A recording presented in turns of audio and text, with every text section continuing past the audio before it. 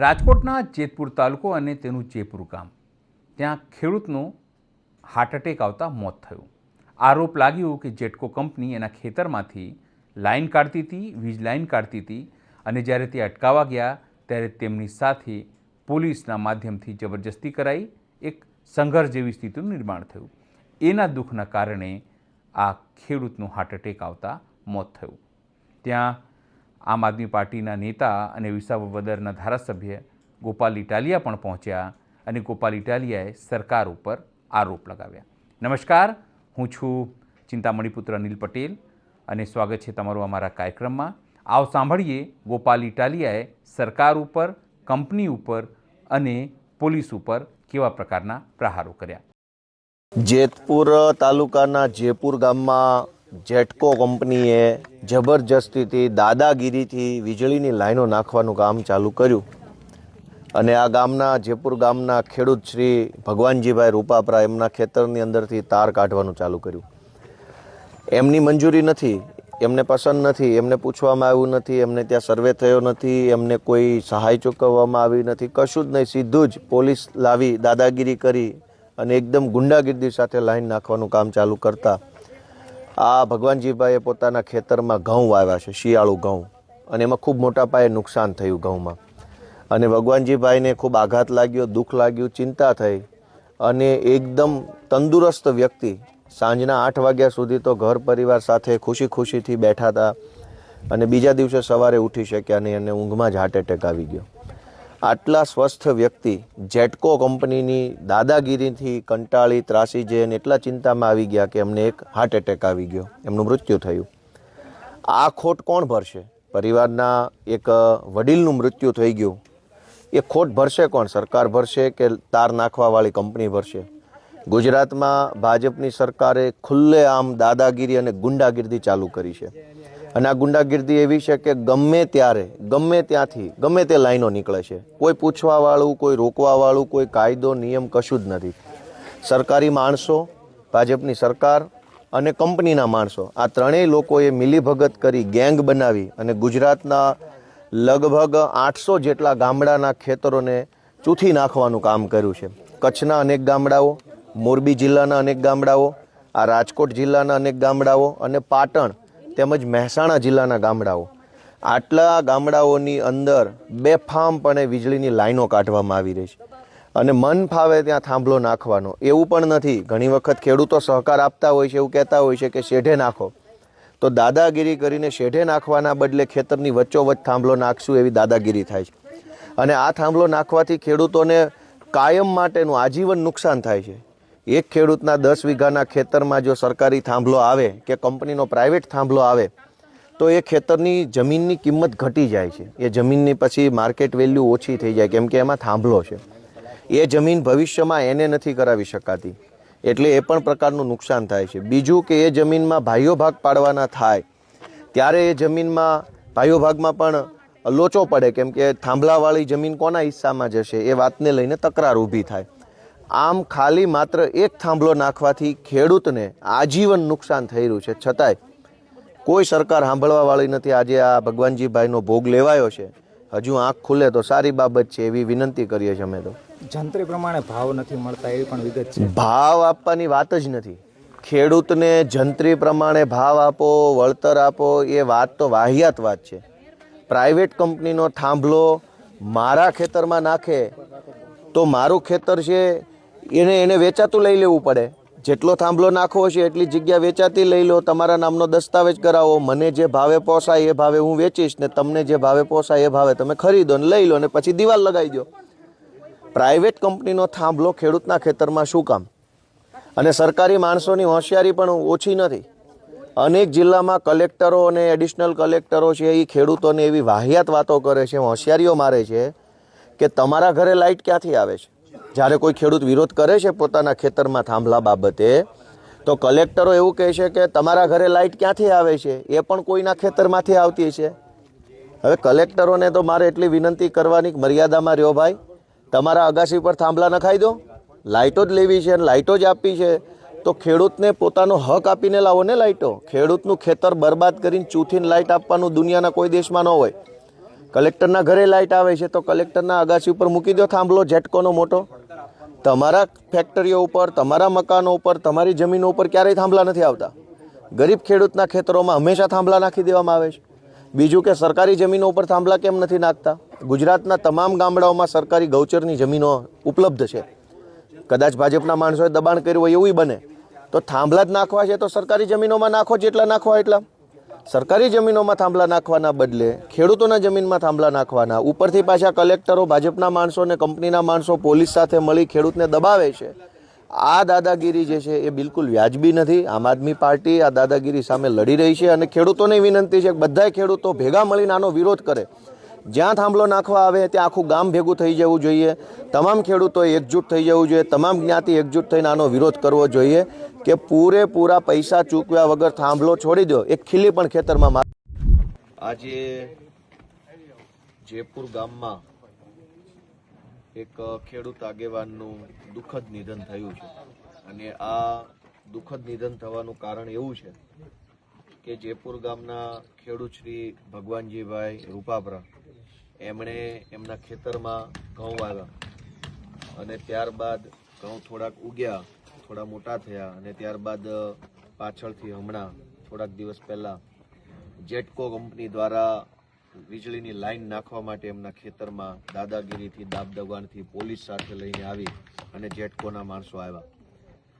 આ વાતથી ખેડૂતને ખૂબ આઘાત લાગ્યો, ખૂબ દુઃખ લાગ્યું અને એમને ચિંતા થઈ કે મારા ખેતરમાં આ ઘઉં જે વાવ્યા છે એનો બગાડ થશે, એ ઘઉંની ઉપર બધું નુકસાન કરશે અને લાઈનો નાખશે, ભવિષ્યમાં પણ મારે નુકસાન થશે.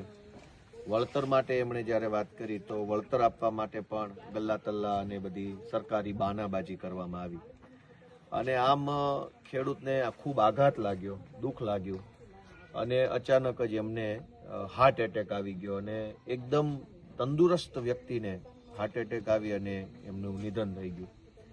ગુજરાતમાં છેલ્લા ઘણા સમયથી આવી રીતે ખેડૂતોના ખેતરમાં દાદાગીરીથી, ગુંડાગીરી કરી અને પોલીસ સાથે લાવી લાઈનો નાખવાનું એક તાનાશાહી ભર્યું કામ ચાલે છે. કચ્છની અંદર, સાંતલપુરમાં, પાટણના કેટલાક વિસ્તારોમાં, મોરબી જિલ્લાના કેટલાક તાલુકાઓમાં, અહીંયા રાજકોટના ઘણા બધા તાલુકામાં અનેક જગ્યાએ આ પ્રાઇવેટ કંપનીઓની અને સરકારી કંપનીઓની લાઈનો મન ફાવે તેમ ખેડૂતોના ખેતરમાં નાખવામાં આવી રહી છે. ખેડૂતોને વળતર આપવામાં આવતું નથી અને ઉપરથી પોલીસ કેસો કરી ફસાવી દેવાની ખોટી રીતે ધમકી આપવામાં આવે છે. જ્યારે કંપની વીજળીની લાઈનો નાખીને પૈસા કમાય જ છે તો ખેડૂતને દેવામાં શું વાંધો છે? કંપની કોઈ કંઈ સદાવ્રત નથી ખોલ્યું કે વીજળી મફત આપી દેવાની છે. કંપની પોતે પૈસા કમાય છે, અબજો રૂપિયા કમાય છે. તો કંપનીના તાર ખેડૂતના ખેતરમાંથી નીકળે ત્યારે ખેડૂતને યોગ્ય વળતર આપવામાં શું તકલીફ છે? અને બીજી સૌથી મોટી સમસ્યા એ છે કે મુદ્દો માત્ર વળતર નથી. વળતર મળવાથી કોઈ ફાયદો નથી. એનાથી પણ એક સ્ટેપ આગળ કે જે ખેડૂતના ખેતરમાં વીજળી ટ્રાન્સમિશન કંપનીનો થાંભલો લાગી ગયો એ ખેતરની માર્કેટ કિંમત ડાઉન થઈ જાય, ઘટી જશે, કેમ કે પછી એ થાંભલાવાળું ખેતર ખરીદવાળા વ્યક્તિ મળશે નહીં. ખેતરની જમીનની કિંમત ઘટી જાય. બીજું કે એ જમીનમાં જ્યારે ભવિષ્યમાં ભાઈઓમાં ભાગ પાડવાનો હોય, ભાઈઓ ભાગ ખેતરમાં, ત્યારે પણ તકલીફ ઊભી થાય કે 2 ભાઈઓ હોય, 4 ભાઈઓ હોય તો એ થાંભલાવાળો ભાગ કોના હિસ્સામાં જશે? આ પણ સમસ્યાઓ આવે છે. અને ત્રીજું કે આ થાંભલો નાખ્યા પછી દર વર્ષે મેન્ટેનન્સના નામે સરકારી ગાડીઓ, કંપનીના માણસો ગમે ત્યારે ખેતરમાં આવે, ઊભો પાકને નુકસાન કરે અને ગમે તેવું મન ફાવે તેવું પોતાનું વર્તન કરી અને જતા રહે છે અને એમ દર વર્ષે ખેડૂતના ખેતરમાં પાક નુકસાનીનો ભય રહે છે. આમ 3 પ્રકારે ખેડૂતને આ વીજળી કંપનીથી નુકસાન જાય છે. તો વળતર યા તો કંપનીએ એ જમીન, એ થાંભલો નાખવા પૂરતી જમીન જે છે એ હાલના બજાર કિંમતની 4 ગણી ભાવે એ જમીન એટલી ખરીદી લેવી જોઈએ અને એક રસ્તો પણ ભેગો ખરીદી લેવો જોઈએ. એટલે થાંભલો વત્તા થાંભલા સુધી જવાનો રસ્તો છે એ કંપની ખરીદી લે માર્કેટ કિંમતના 4 ગણા રૂપિયા આપી અને પછી પાછળ દિવાલ લગાવી દે તો ખેડૂતને ફાયદો છે અને કંપનીનો કાયમ માટે ફાયદો છે. પરંતુ આવું કરવાના બદલે, ખેડૂતને ફાયદો થાય એવું કરવાના બદલે દાદાગીરીથી આખા ગુજરાતમાં આ વીજળીના તાર નાખવાનું કામ ચાલી રહ્યું છે. આજે ખેડૂતનો ભોગ લેવાયો છે. એકદમ તંદુરસ્ત, નખમાય રોગ ન હોય એવા વ્યક્તિને હાર્ટ એટેક આવી ગયો અને એમનું દુઃખદ નિધન થયું. પરમ દિવસે એમના ખેતરમાં જેટકો કંપનીના માણસો પોલીસ લઈને આવ્યા હતા. ગુજરાતભરના ખેડૂતો આ મુદ્દે જાગૃત બને એવી મારી બધાને વિનંતી છે. આ જૂની જે જંત્રી છે 14 વર્ષ જૂની જંત્રી છે ગોપાલભાઈ, અને એના સરકારને શું કહેશો આપ સલાહ?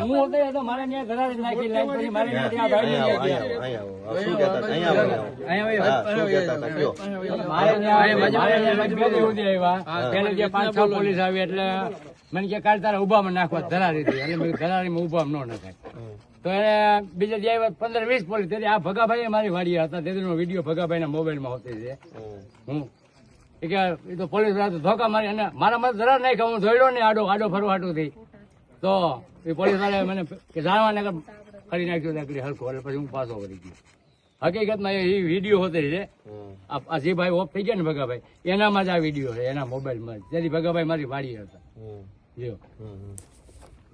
બાકી આ નાખ્યા છે ધરારીથી ધમકાવી ખેડૂ ને મારે ત્યાં 2 દી સુધી પોલીસ આવી ત્યાં મારામાં, અને એ મને ધરારીથી મારા નાખ્યા.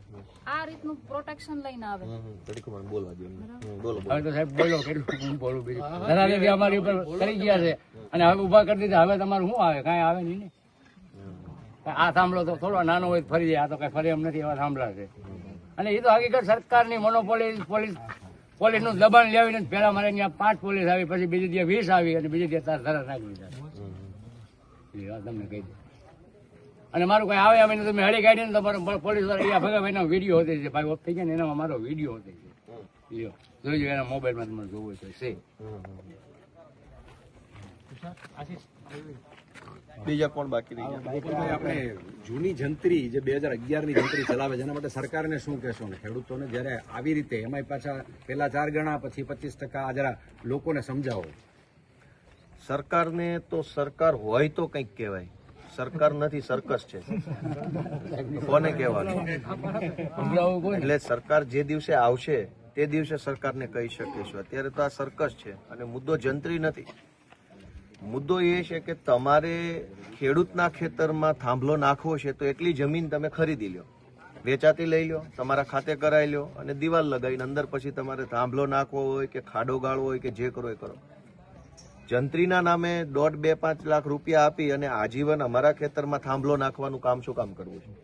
તમારે નાખવો છે વેચાતી લઈ લો, જે ભાવે સરકારનો ભાવ અત્યારે માર્કેટનો જે ભાવ છે એ જ ભાવે લઈ લેવાનું. કેમ કે લાઈન દરેક લાઈન સરકારની નથી, પ્રાઇવેટ કંપનીઓની લાઈન છે. કંપનીની લાઈન છે એ મારા ખેતરમાં વળતર સાથે ન નાખવા દેવાની હોય, એ તો વેચાતી લઈને જ નાખવી જોઈએ. કંપની પૈસા કમાય છે, કંપની ધંધો કરે છે, વેપાર કરે છે, અને કંપની મારા ખેતરમાં ખાલી મામૂલી 1.5 લાખ રૂપિયા આપીને શું કામ થાંભલો નાખશે? કંપનીને કંઈક મારા ખેતરની જરૂર પડે તો વેચાતું લઈ લે, મને જે ભાવે પોસાય ભાવે વેચી દઈશ, તું લઈ લે, દસ્તાવેજ કરી લો એટલા વીઘાનો. કંપનીને સરકારની એક સાથ ગાંઠ છે, સરકાર આપને દબાવીને ધરાર સાહેબ નાખી દે છે. કંપનીને સરકારની એક ગાંઠ છે, તો એ સરકાર બદલવા માટે લોકો જરાક આગળ આવે એવી મારી વિનંતી છે. સરકાર બદલવા તો પાછું મતદાન આવે ત્યાં આપણે બદલી શકીએ ને. અટાણે ત્યાં આપણે રહેવું જ પડે, એમાં તો કોઈ છૂટકો જ નથી.